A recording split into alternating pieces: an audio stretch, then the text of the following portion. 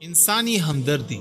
انسانی ہمدردی کا یہ جملہ آپ نے اکثر سنا ہوگا کہ انسانی ہمدردی کے تحت میاں نواز شریف کو علاج کے لیے باہر جانے دیا گیا۔ انسانی ہمدردی کے تحت آصف علی زرداری کو علاج کے لیے اسپتال منتقل کرنے کی اجازت ملی۔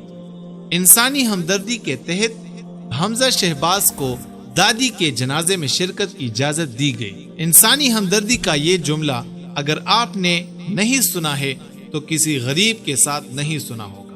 نہیں سنا کہ انسانی ہمدردی کے تحت مستری مجید کو علاج کے لیے جیل سے چھوڑ دیا گیا۔ نہیں سنا کہ انسانی ہمدردی کے تحت کسی اللہ دتا، کسی رحیمیہ، کسی غریبیا، کسی فقیر، کسی ضعیفیا کو جیل یا تانے سے باعزت گھر جانے دیا گیا ہو۔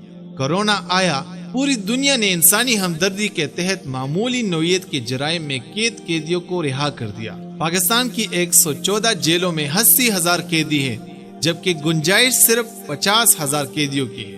ان 80,000 میں سے 40,000 قیدی ایسے ہیں جو معمولی نوعیت کے الزامات میں قید ہیں۔ انہیں انسانی ہمدردی کے تحت رہا کیا جا سکتا تھا، لیکن نہیں کیا گیا۔ پاکستانی جیلوں میں خطرناک بیماریوں کے شکار قیدیوں کی تعداد 5,189 ہے۔